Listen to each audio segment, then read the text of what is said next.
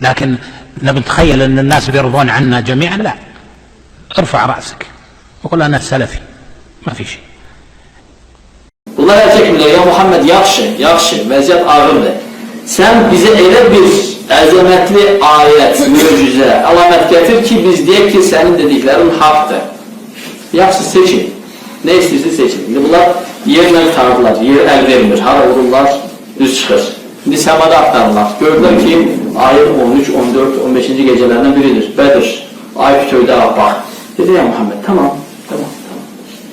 Rəbbinlə istə, sənin xahişinlə o ayı ikiyə bölsün. Gözümüz qabağında ayrılsın, ondan sonra biz iman edəcək ki, sən haqla gəldin, haqq söylədin. Həzrət Muhammed sallallahu aleyhi ve sellem Rəbbinə istəyir, Rəbbi də ona verir. Bismillahirrahmanirrahim. İqtirabetis-sa'atu ve yunşaqqal-qamar. Qiyamət saati artıq yaxınlaşdı və ay parçalandı.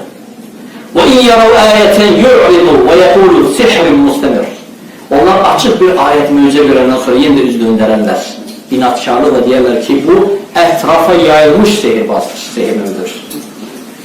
Deyir ki, ay aralandı. Bir tərəfi bir dağın başında, digər tərəfi digər dağın başını görsəndi, açıq şəkildə. Dedilər, ya Muhammed, yəni sənin sehirin dəhşət.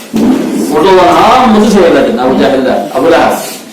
Həzrət Muhammed sallallahu aleyhi ve sellem deyir ki, kərvan yollarız. Genelde onlardan soruşun. Belki onlar da görürler.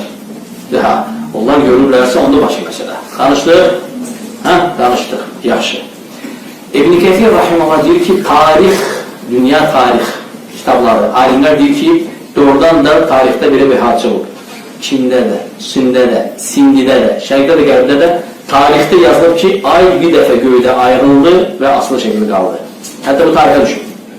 Nasıl ucağa qaçmır, nasıl ispat edir ki, ay yarılıb və birləşib. Ortasında cızıq var. Kosmik məlumatlar verir bizə. Bir də yaxşı gözləyək. 3-cü gecə oldu, bütün Məkkə ayağa qalxıb yatmırlar. Güneş doğana kimi kərvan gəlməsə, biz qalib gəldik. Və güneş doğmamış, səhər tezdən kərvan Məkkəyə girir. Baxırlar görüldü həmin dəvə, həmin qırmızı, ipi, qırmızı xurucunu, üstündə əmanətlər, dəvəni halı bir tərbilə. Və həmin adamlar, qəlbə və səyləxət saxlayırlar onları, gəlin bura. Sizin dəvəniz etmişdir, 3 gün bundan qabaq, bəli. Bir gənc onu sizə tapıb qaytarır, bəli. Suyunu tutarmışdı, bəli. Su verirsə, bəli. Siz onu çizdiniz, bəli, olub. Bu gənci, bəli, baxımına, olub.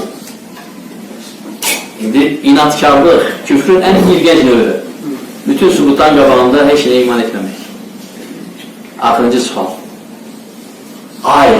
Ay da parçalandı, böyüdə sallı qaldı. Kərvan deyib bunlar. Ya Muhammed, sən neyləmirsən?